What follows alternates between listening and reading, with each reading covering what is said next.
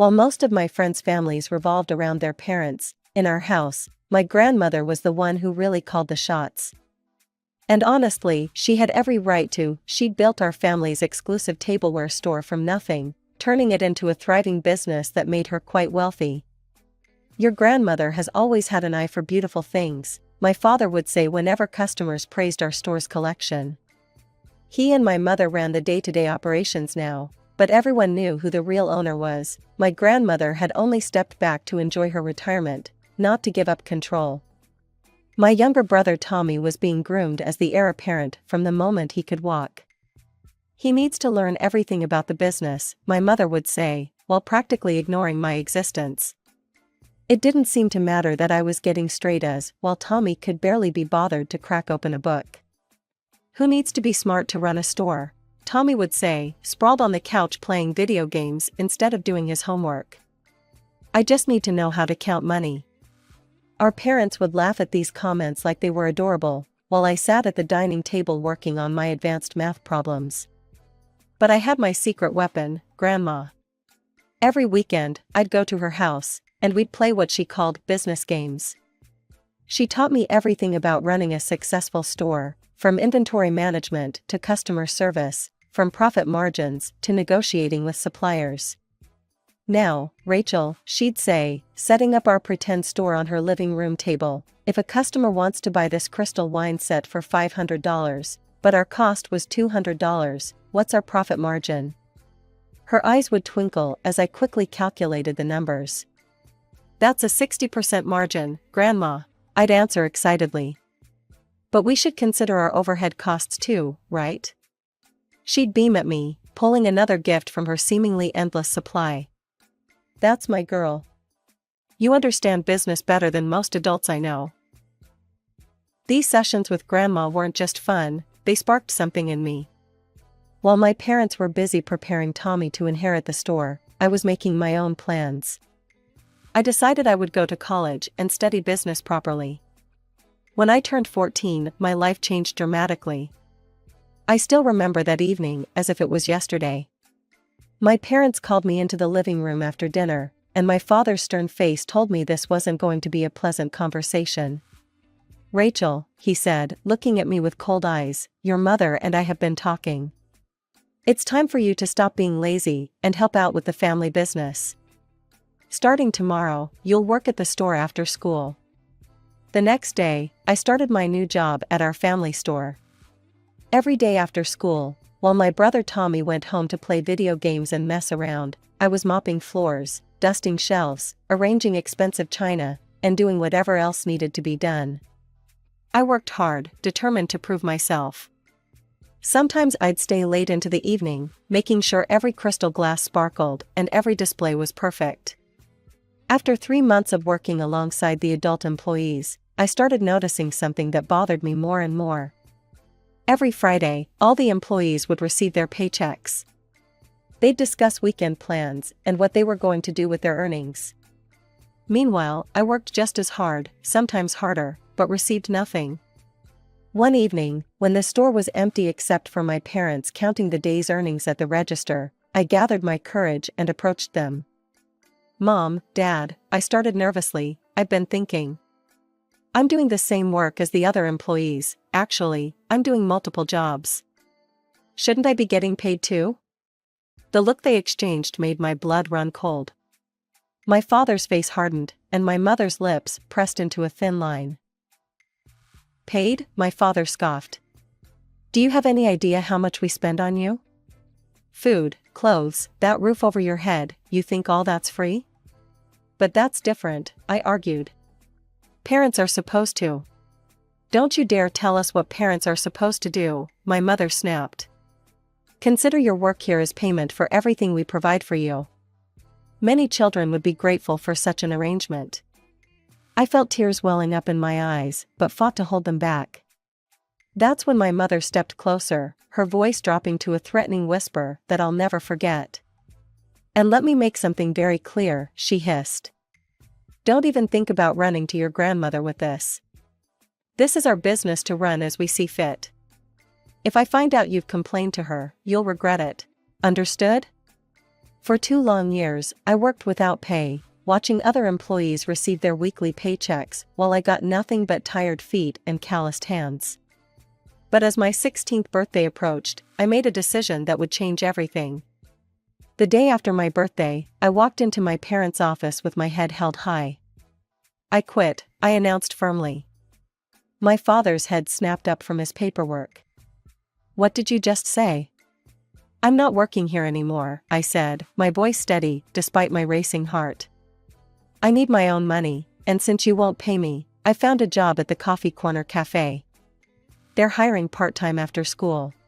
My parents exchanged alarmed looks. My mother recovered first, her eyes narrowing calculatingly. "Fine," she said slowly, "but on one condition: you tell your grandmother you're still working here. She doesn't need to know about this arrangement." As I walked out of that office, I felt like a weight had been lifted from my shoulders. For the first time since I turned 14, I was taking control of my own life, and it felt amazing. My first day at Coffee Corner marked the beginning of my new life. The manager, Sarah, was nothing like my parents. She was kind, patient, and actually appreciated hard work. Every Friday, I'd get my paycheck, and that feeling was indescribable.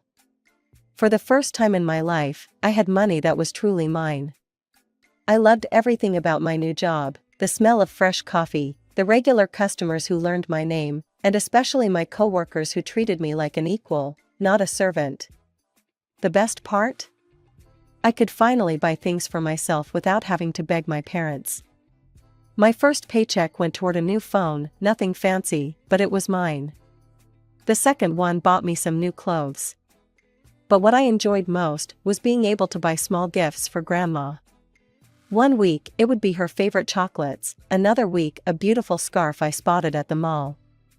"Oh, sweetheart, you shouldn't spend your store wages on me," she'd say, her eyes twinkling as she admired whatever small present I'd brought.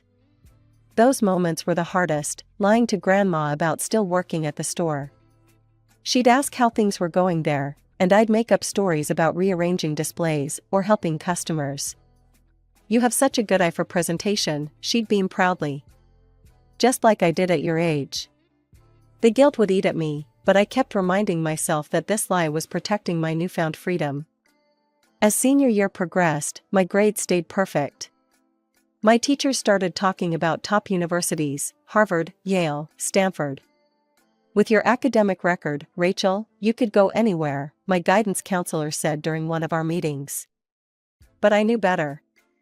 My parents wouldn't spend a dime on my education, they'd made that clear enough over the years. And while Grandma would probably help if I asked, I couldn't bring myself to do it. After years of being dependent on family, I wanted to stand on my own feet. So I focused my research on local options, and discovered that our city college had an excellent business program. Better yet, they offered full scholarships to top students. I spent weeks perfecting my application, and when the acceptance letter came with the scholarship offer, I felt like I'd won the lottery. The morning before graduation, Grandma visited me with a special gift, a stunning new laptop. "For my future businesswoman," she'd said with a warm smile, hugging me tight. "I know you'll do great things with it." That evening at the graduation dinner, with just my parents and brother present, I decided it was time to share my news. "I've enrolled in City College's business program," I announced, trying to keep my voice casual. "Full scholarship."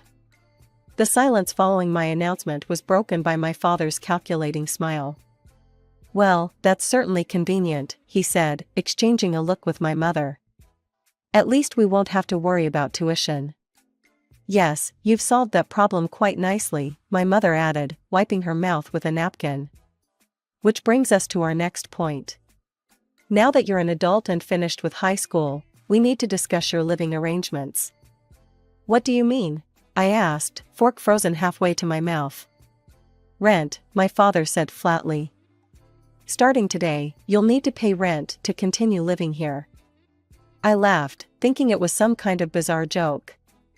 But their faces remained serious, and my laughter died in my throat. "You can't be serious," I said, looking between them. "I'm your daughter." "You're an adult now," my mother countered. We're no longer legally obligated to support you. This house belongs to us, and if you want to continue living here, you'll need to pay your fair share." My mind was spinning. "What about Tommy?" I asked, glancing at my brother who was unusually quiet. "Will he have to pay rent when he turns 18 too?"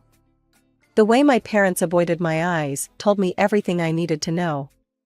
Of course Tommy wouldn't have to pay rent. Perfect, precious Tommy would never be treated this way. "That's different," my father muttered, not even bothering to explain how. "This is insane," I said, pushing back from the table. "I'm your child. I have a right to live in my own home." "This isn't your home," my mother snapped, her mask of civility finally cracking. "This is our house, and if you won't pay rent, you need to leave. Tonight." "Tonight?" I echoed in disbelief. "You're throwing me out on graduation night?"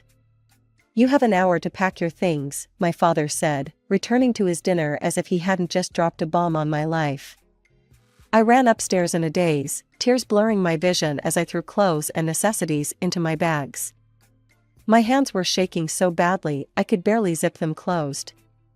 College wouldn't start for months. What was I supposed to do until then? My first thought was Grandma. She would help me, I knew she would. But when I called her number, it went straight to voicemail. Then I remembered she'd left for her annual trip to Hawaii just yesterday. She'd be gone for at least 3 weeks. I couldn't ruin her vacation with this drama. She deserved to enjoy her time off without having to deal with my parents' cruelty.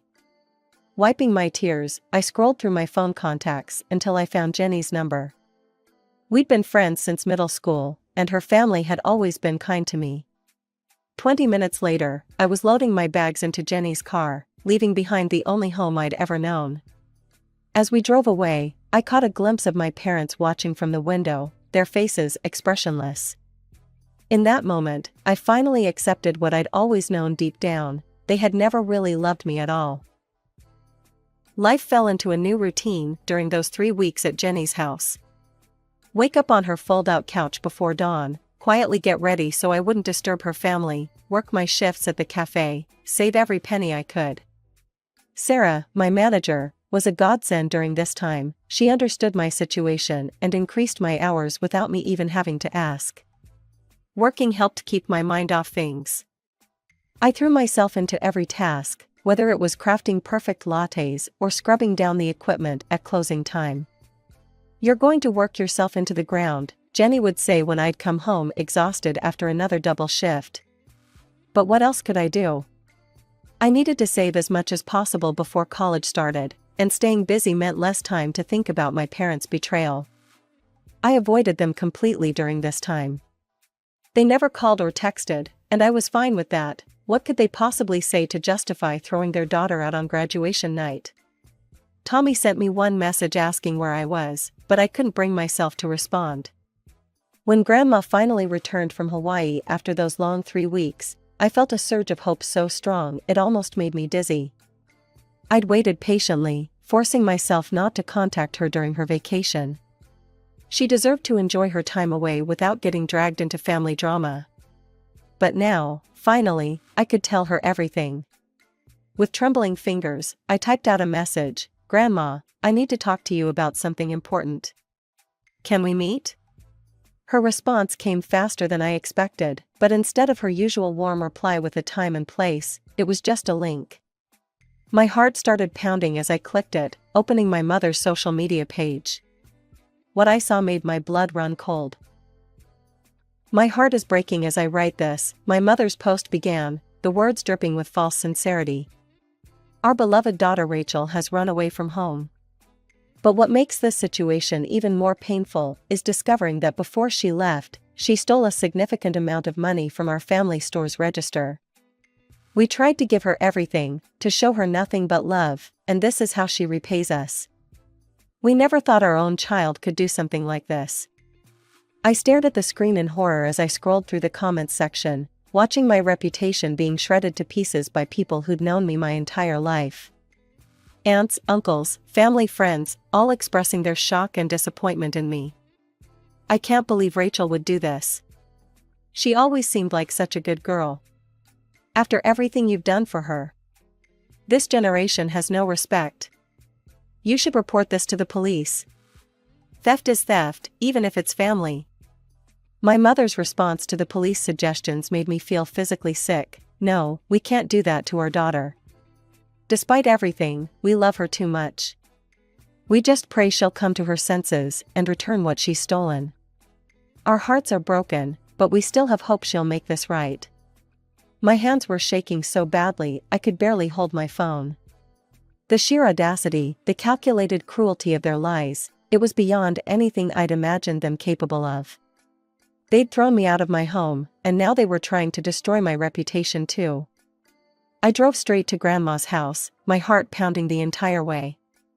When she opened the door, her face was unreadable, but she stepped aside to let me in.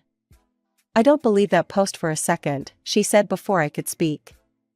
"Sit down and tell me what's really going on." The words poured out of me like a broken dam.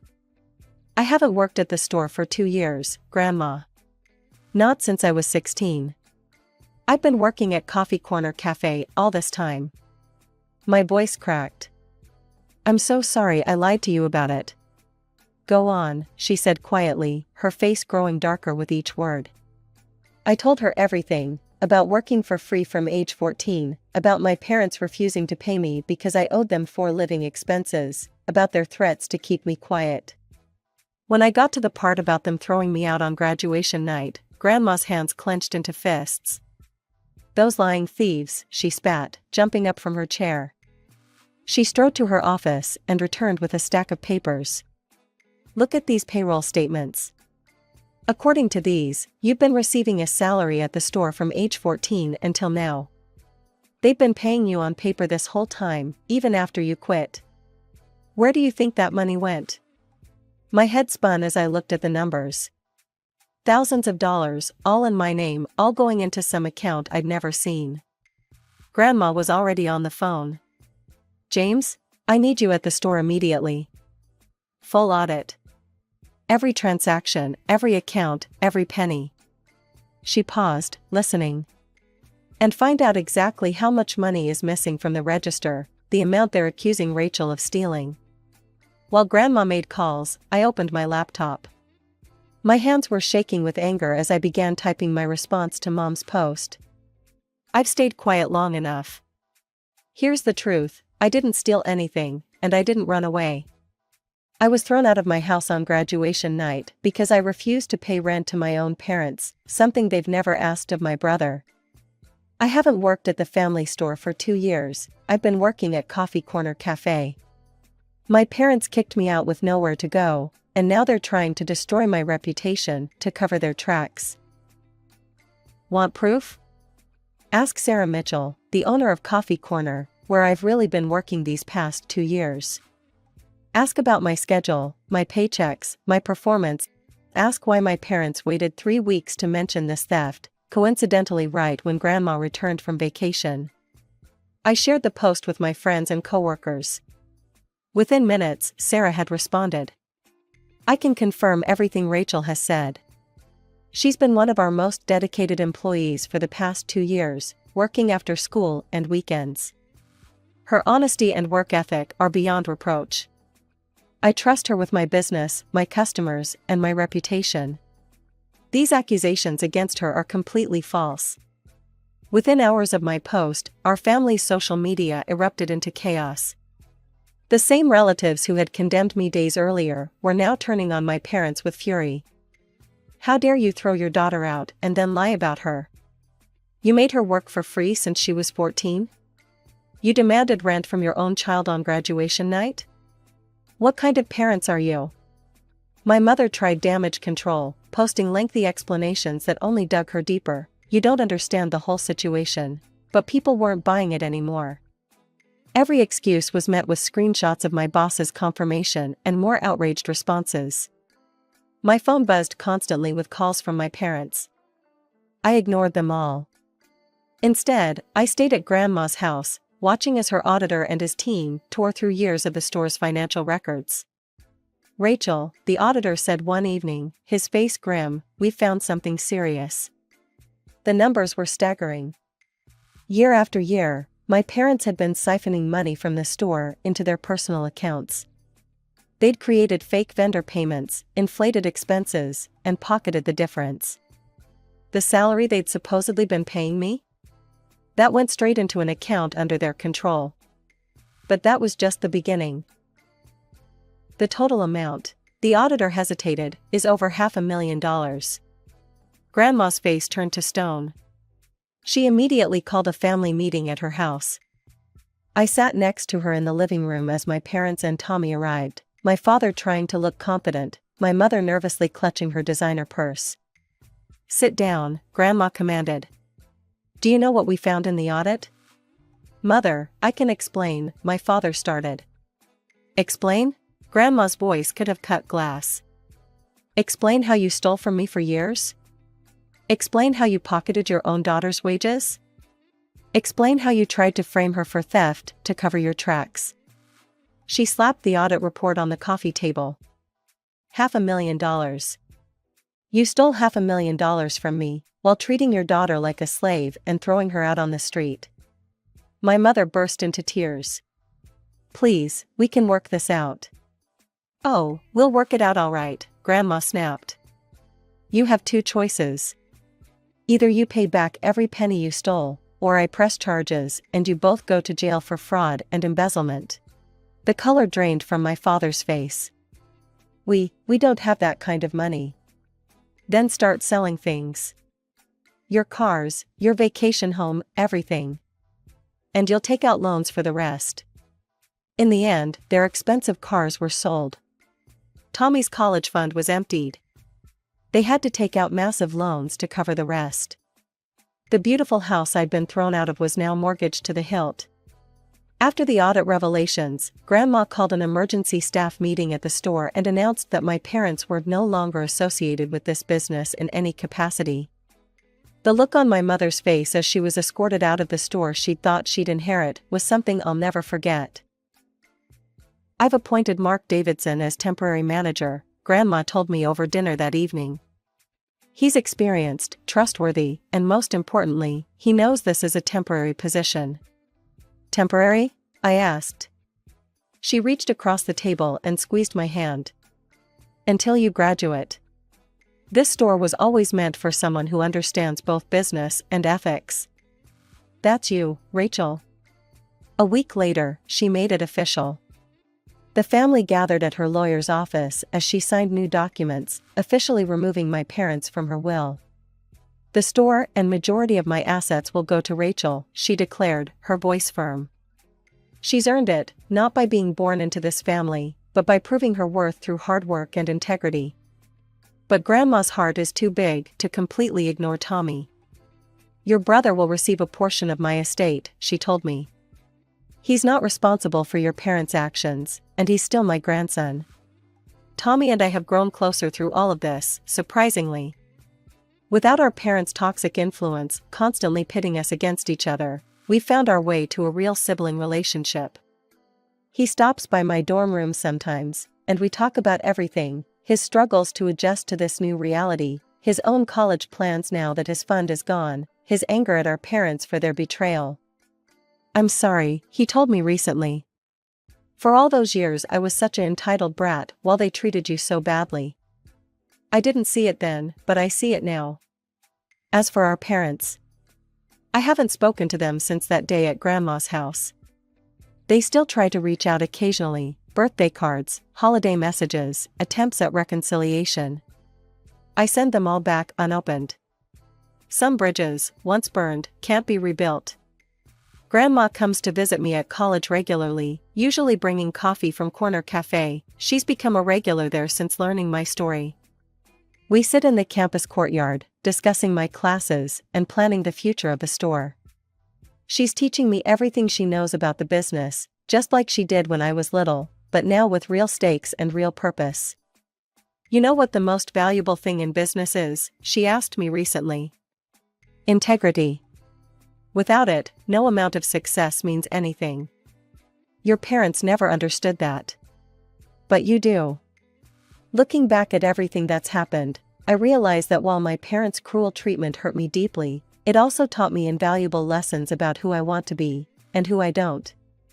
Their actions showed me exactly what kind of business person I won't become. Next year, I'll graduate with my business degree. The store that was meant to be my brother's by birthright will become mine by merit. But more importantly, I'll have earned something no one can take away, the knowledge that I succeeded not because of my family's advantages, but despite their obstacles. Sometimes life's greatest gifts come disguised as its greatest challenges. My parents thought they were punishing me by making me work in that store at 14. Instead, they were giving me the experience I'd need to one day run it. They thought throwing me out would break me. Instead, it set me free. And that expensive tableware store that started all of this? Just wait until you see what I do with it.